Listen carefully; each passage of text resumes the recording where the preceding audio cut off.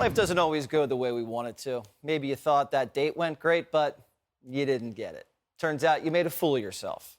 Things would have gone better if you just did everything the opposite. I will do the opposite.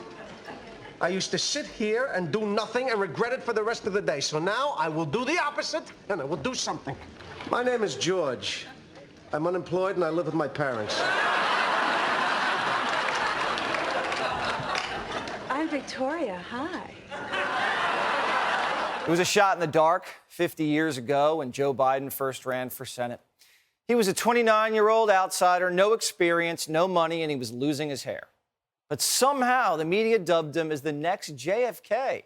Biden's run reminded everybody of Camelot. He was young, he had big ideas, and he wanted to fight for the little guy. And admitted the very thing no one wanted to hear at the time, that politicians are all corrupt. I wonder if you'd say to us, since it's clear that you're not corrupt and you got elected, why should people think that the system produces corrupt results when there you are?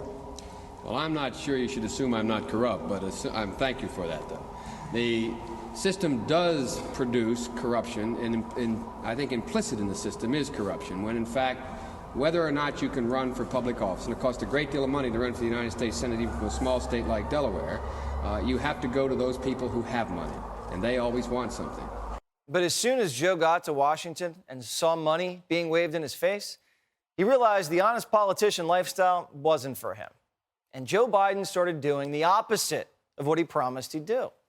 He became a lying, corrupt politician. There was a time when a politician was wheeling and dealing with the Chinese. A young Joe would have said, whoa, whoa, whoa, that's a problem. But now it's the new norm. And he just wants you to accept that he's corrupt. One of the things Republicans say is a priority for them is investigating your family, your son Hunter, your brother Jim.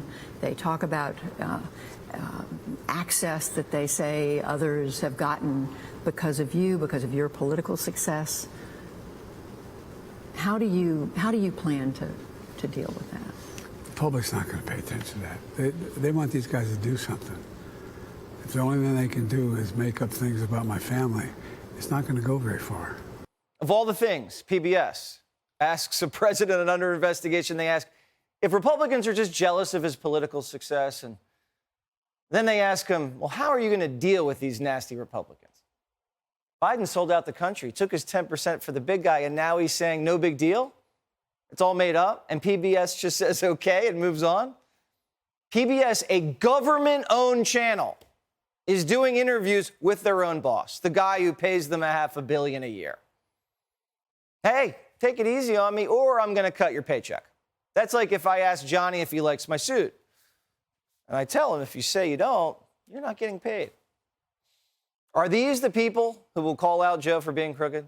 He's doing an interview with people on his payroll.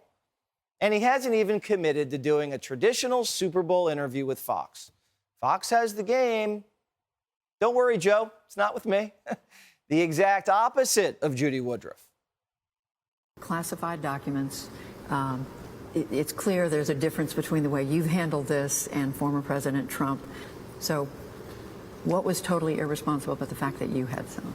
I'm not at liberty, and I'm not even sure. I made voluntarily, no one's had to threaten to do anything. Voluntarily open every single aperture I have with the house, offices, everything, for them to come and look and spend hours searching my home. Invited them. Since Judy Woodruff won't do her job, we will.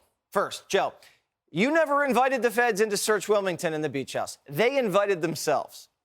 Either he opens the door or they would have come back with warrants. And second, when they got in, Biden's attorneys, they didn't tell him, look wherever you want. They outlined parameters of the search. Hey, you can look in the kitchen, the guest room, but don't open this door. Hunter's room's off limits. All of a sudden, Joe wants us to think he's transparent, just like he did when he swore to us that he didn't know what was in the classified documents. Remember that? I was briefed about this discovery and surprised to learn that there were any government records that were taken there to that office. But I don't know what's in the documents. My lawyers have not suggested I ask what documents they were. I don't know what was in the documents. He just lied again. He admitted to PBS that he actually did know about what was in there. The best of my knowledge, the kinds of things they picked up are things that from 1974, and stray papers. There may be something else I don't know. So Joe had classified documents in his garage since the 70s, when he was a young bachelor and everybody in Washington wanted a piece. So Joe and Hunter both brought dates back to the house where he was stashing classified documents. Did any of Joe's hippie girlfriends get their hands on anything? So Joe Biden has his own National Archives in Delaware. Great. And he's moved a few times, so that just means Joe's has more people to blame beside himself, because now he's blaming his staff for putting stuff in the wrong box. Watch this. One of the things that happened is that what was not done well is as they packed up my offices to move them, they didn't do the kind of job that should have been done to go thoroughly through every single piece of literature that's there. Clinton sleeps with interns. Biden blames the interns. I don't know why any parent would send their children to intern in D.C. And PBS just sits there and listens. Judy, you're supposed to ask questions. Does Judy even know how many times Biden's changed the story? Does Judy even know what's going on with these classified documents? So this is perfect. We have a president who can't tell the truth and a media who won't call him out. Well, here's what Senator Chuck Grassley said in today's House hearing on FBI corruption, and the media won't even report it. Other whistleblower disclosures to my office make clear that the FBI has within its possession very significant, impactful, and voluminous evidence with respect to potential criminal conduct by Hunter and James Biden. These disclosures also allege that Joe Biden was aware of Hunter Biden's business arrangements and may have been involved in some of them. So the media used to love whistleblowers. Do you remember back then? Now whistleblowers can come out and say the FBI has tons of evidence that the Biden family committed crimes and Joe Biden knows about the business and he may have committed crimes also. And no one cares in the media. No one cares. Well, except for me. Now, back in the day, if politicians were taking foreign bribes from foreign nationals, they'd be put in handcuffs. But nowadays, you can be the most corrupt politician in America and just say it never happened and no one cares.